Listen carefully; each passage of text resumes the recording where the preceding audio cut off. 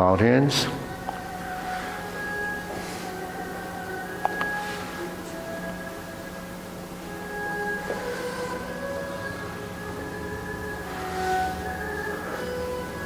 Single whip.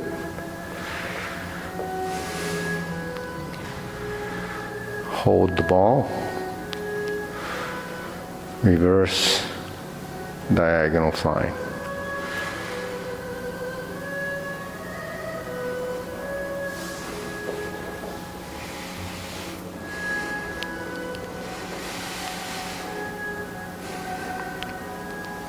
Okay, deep breathing.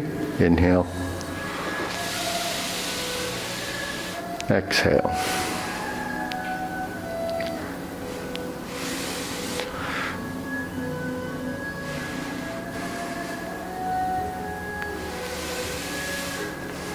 Inhale. Exhale. Okay, so we'll go through the long form. Ready? Okay, ready? Slowly preparation.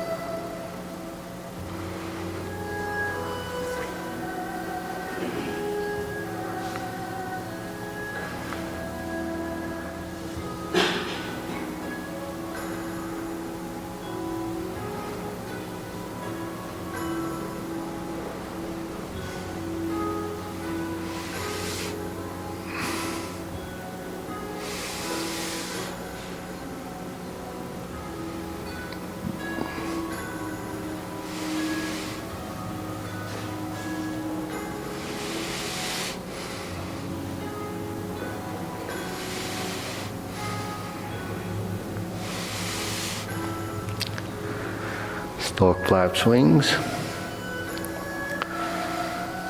Toe heel pivoted brush knee again.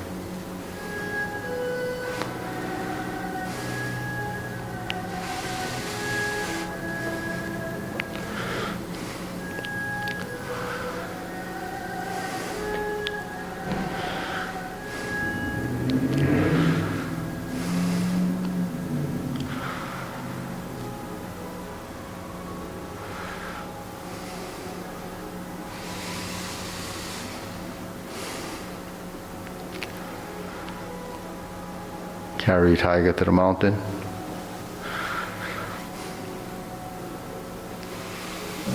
Cross arms. Oblique brush knee.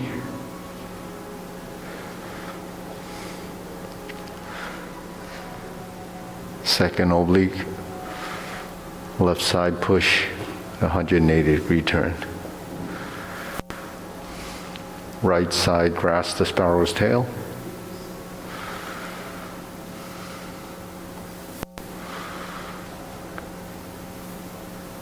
Single whip oblique.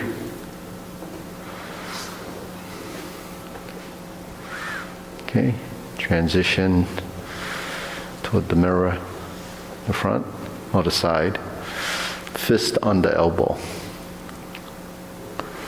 Repulse the monkey.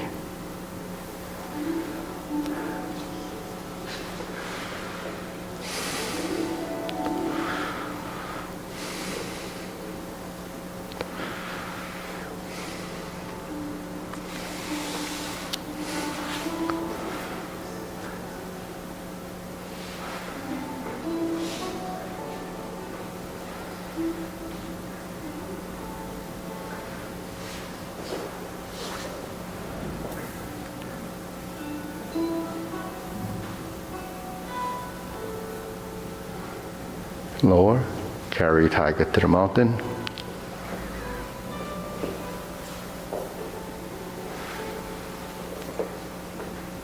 Hold the ball. Shift, diagonal flying. Shift, step up.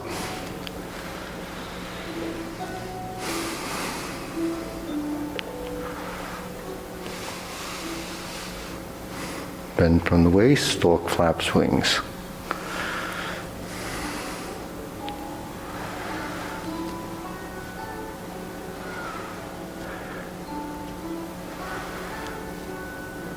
Insert the needle, fan through the back. Parry and punch, turning, stroke down, back fist. Form the fist and retreat.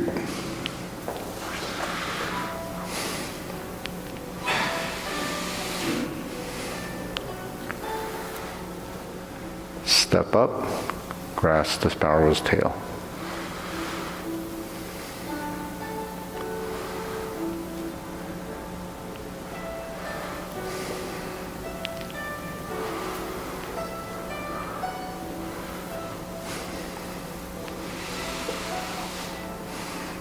Okay, hold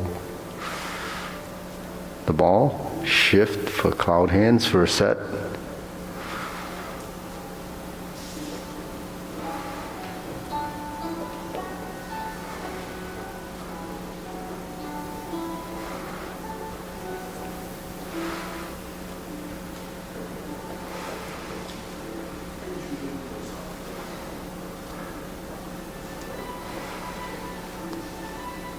Hook your wrist, single whip. Okay, pivot, set up. First in-step kick.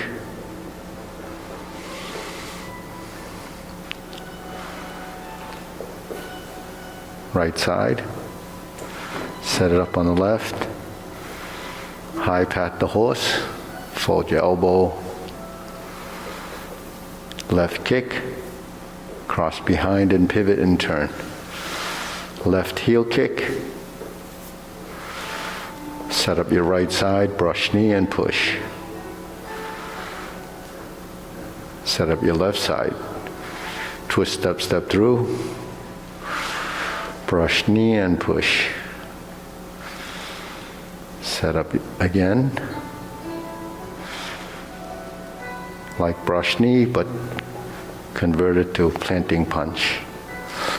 Turn, parry and punch. High pat the horse.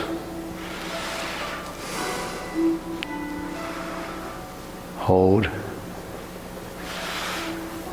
Cross behind. Beat the tiger. Right side and back. Turn, left side. Clench your fists, pivot, lower the arms, to right heel kick. Step forward, 2 punches to the ear. Cross your arms, flip it over, fold, left hand on the outside, parting leg, turn. Parting leg, stroke down, parry and punch again. Form the fists, repeat, divert, block and punch.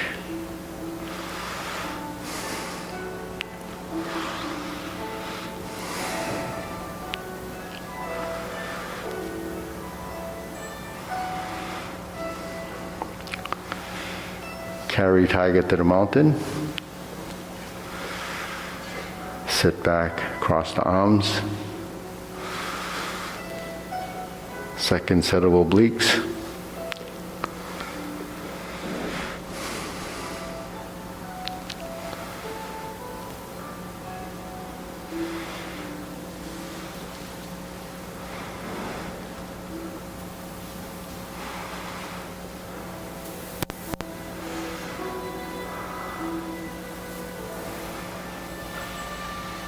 single whip after grasp the sparrow's tail. So that's the first section of the form, and now we change. The next piece goes the opposite direction. We're going to do the part the horse's mane 5 times.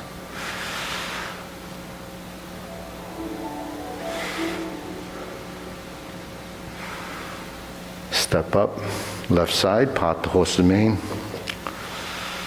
So this is the piece between the 2 sets of cloud hands.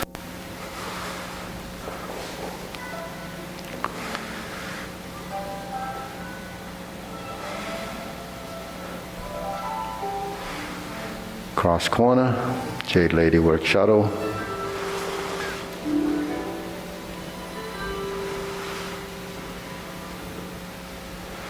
Pivot and pivot, step and step.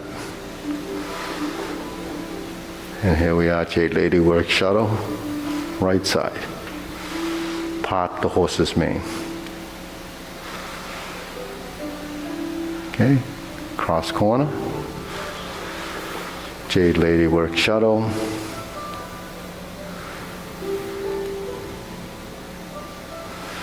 Pivot and pivot. Step and step. Right side grasp the sparrow's tail, and after the Jade Lady work shuttle. It's a full set. So you go to vertical, horizontal, roll back and push. Turn all the way to the front, single whip. Second set of cloud hands.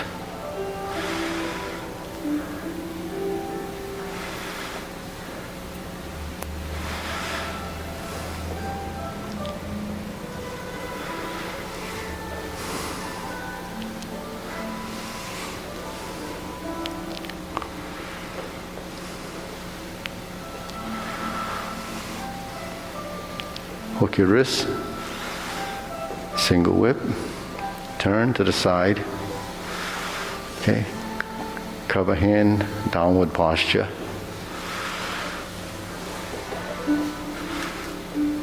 Golden cockroach stands on one leg. Second one, left side, revert, reverse. Repulse the monkey. Second set. So this is just a big repeat.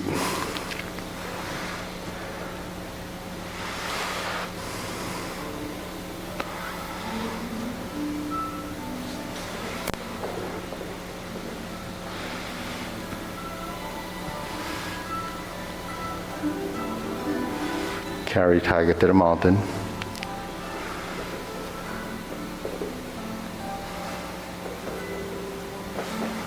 Hold the ball, shift, diagonal fly, step up. Okay, we've been here before, bend, stalk flaps wings, toe heel pivot, brush knee 1 time. Insert needle. Fan to the back. Parry and punch, turn. Form the fists and step forward. Toe out and step up. Divert, block and punch. Step up, grasp the sparrow's tail again.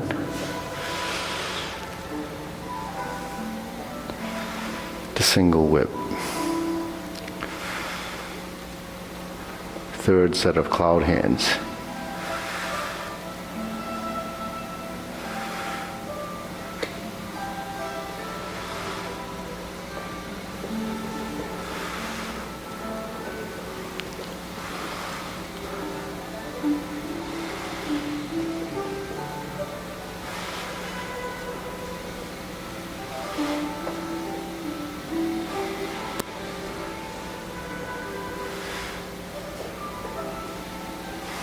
And the next piece is palm strikes face. turns to single lotus kick. Left side, brush knee and push. Right side, punch down the crotch. We step up. And we step up again, grasp the sparrow's tail. So that's short piece.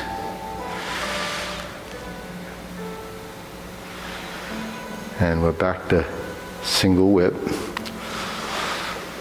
And we have one more downward posture. It's a second time, but it's a repeat of that short sequence. Instead of golden cockerel, we go up to 7-star. We retreat and turn to ride the tiger. Palm strikes face.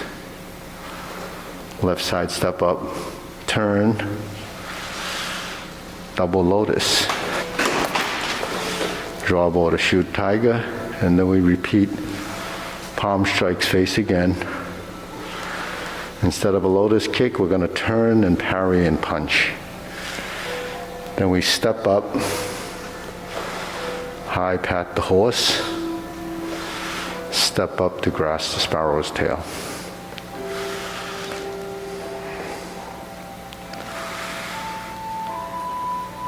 Hook your wrists.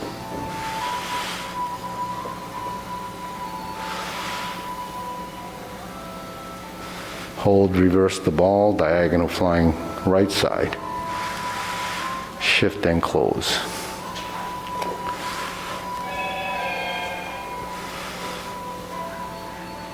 Okay, deep breathing.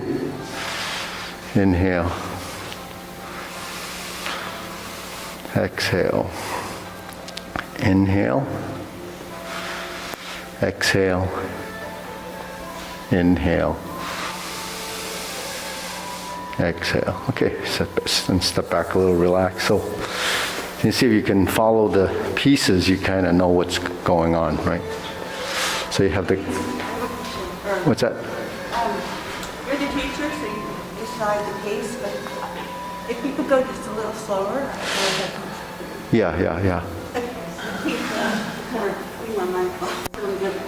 Yeah. So a lot of times when I'm talking through it, I'm probably going, connecting the pieces, but it's so you can go from just get through it anyways.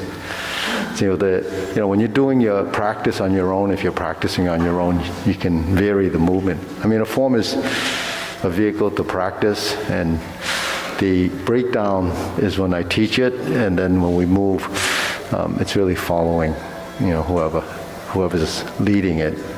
So, slowing it down, would be more meditative. But the thing is, just to identify the pieces. 3 sets of cloud hands, right? What happens after the first set of cloud hands? Kicks, right? What's after the second set of cloud hands? Downward posture. What's in between the 2 sets of brush knee?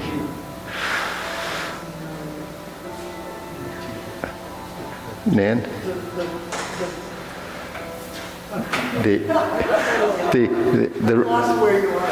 Between the 2 cloud hands. between the 2 cloud hands. Second one you go to the ball. Yeah. In between there You're doing the pot the horse's mane and the jade lady work shuttle with the reverse the ball that leads us into the opposite side. The reverse the ball takes us to the other side. So, when you get to the other side, you have the pot the horse mane, jade lady work shuttle, just like in the Tai Chi Paradigm, you have pot the horse mane, jade lady work shuttle. Once you get through that piece of all the jade lady work shuttles, then we're back to single whip, and then the second cloud hands are there. And then we go into the downward posture for the first time in golden cockerel, which we only do, downward posture we do twice. Golden cockerel would just do 1 set of those, right and left side. At the end, after that downward posture, we go to cross hands. But what's cross hand? It's this. So if I go like this, there's golden cockerel. If I go like this, then I just didn't do that piece. So it's kind of going to the same transition. See, while we learn all these different movements, you can't think of them just totally as, just isolated motions. It's really moving your body in sort of some common actions. Your body starts to recognize some of those actions. So you learn the form in different, sort of sequential type things, but that just changes the connection. So if you were using the form as a training tool to work toward, different techniques, then that's where the variations come in. So, but the thing is, sequential is one thing, that's the postures, but the movements in your body are sequential. If I take my hand, I go like this, that's a sequence of events, right? My wrist has to seat, my elbow has to straighten, my shoulder has to come up to this position and relax. So that's utilizing a whole lot of different, formats that create that action. So that's why, when you do movement in space, it's completely different from just, something that's just building muscles,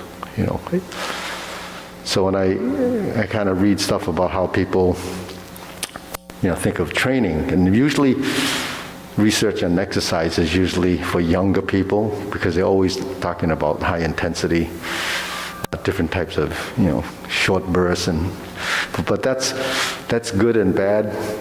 I don't think it's so great for older people, even though they still tell older people to do high intensity workouts. But then when you get into the phase where they're talking about seniors, and they're usually looking at 65 and older, a lot of people are fairly dysfunctional at that age if they don't exercise. So you can't go do something like high intensity type things because your body's not going to be able to work with it. So what do they talk about then at that point? They say, well, try to stand on one leg and try to do, one squat or something like that. But, we're doing these type of things throughout. We're bending our legs, so that's why we shift the weight. The only reason why we shift the weight is because we want to bear our weight on one leg at a time. Because when you walk and you step, you have to carry your load there. So you have to heighten your sensitivity, awareness, and the strength comes from bearing your weight, so as a weight-bearing exercise, right? And then when you integrate your body, what does that do, right? What does it do? It spreads the energy used in your body over more and more parts, right? Because if you isolate a movement and the muscle is working, and if it's a really big load, say you're trying to curl 100 pounds, you have to put a lot of effort into that. So that takes a lot of energy. So for building muscles, you use that energy, it causes some inflammation, your body recovers, and then it gets a little stronger, and it's a good process. But if you're older and you're doing something like that, all that inflammation in your body is happening not just from the muscle contractions, but all the other bad stuff that's going on in your body. So why would you want to produce more inflammation simply because you want to try to strengthen your muscle? And you're not going to recover the same way. So that's why I don't think it's such a great thing to do. Because if you're already dysfunctional, why do you need to hurt your body even more? So I think if you share the load of your movements and you spread it out, the amount of energy you're using, and even down to the cellular level, is going to be a lot less. So that would be efficiency. Everything should be more efficient. Because if you're forcing it, then you're only going to get it on one side. So then what happens to the other side? What happens to the other part of your body? It doesn't get the same benefit. But the thing is, when you're moving slowly, you're integrating your body, it becomes functional training. So what's the difference between functional training and dance? Dance is aesthetic. You move your body, it's in space, it takes a lot of skill and practice. But there's no intent. You're not using your musculature to, at some point, utilize it to do something. Because our body really is designed to do things. is not designed really to lift weights. It's designed to do things that are functional. So lifting will strengthen the muscles, but you have to supplement that with functional training. Stuff that would, a type of movements that would help you do things, as tasks. Driving is a task, cooking is a task, working around the house, those are tasks. They're not, those are skills if you get good at it. And even if you were cleaning, there's a crude way of cleaning, and then there's an efficient way of doing it, and you don't get exhausted trying to do it. So what we're learning when we move is how to train our body to become efficient and to become integrated. Agility and nimble, right? That's something that is kind of an age-related thing that goes away. But if you've never developed it, then it's even tougher because, at least if you're an athlete, you wouldn't realize what it takes to become, to practice. But not many people are athletes. So with this, because it's done slow, all you're doing is creating a pattern and a shape. So we do this together, that's a movement, right? We do it 10 times, whatever, right? So what are we doing? We're moving every joint in the body. We're moving the muscular gently.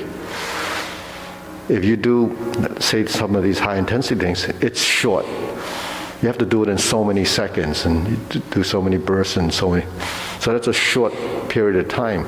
That's just what you need to develop, strengthen muscles and build the body. But the thing is, we do this for an hour and a half. So even though we're not using a lot of strength, we're doing it for a long time. So what sometimes they prescribe, where I've read that they prescribe for older people, you should be doing 150 minutes a week, right? So we're probably doing, 400 minutes or 500 minutes. So you're getting, that just by doing these forms and these exercises. But when we do this exercise, we're not just randomly moving. It's very specific. So that helps here. And when we move and we breathe, that's not only working the movement, you're working internally, right? Because we need to breathe. And the breathing works the breathing apparatus. So what goes when you get older is you get winded, you get exhausted, because the breathing and the movements don't synchronize. So there is an internal-external relationship. Just this alone, if you breathe and inhale and exhale 5 or 10 times a day, that alone is going to work your breathing apparatus. Because when you talk about all these, like you've studied Qigong, or you still do, Qigong is breath and movement. Tai Chi is a form of Qigong. It is Qigong. Because there's breath, there's movement, and there's actually synchronization of the breath and movement. It's coordinated. When you inhale, it's usually upward. Down here, downward is exhale. So when you sink, you exhale. When you relax your body, like you sink your elbow, that's during an exhalation. And you sustain your breath sometimes, and you elongate the breath sometimes, because that breath is coordinated with the movement.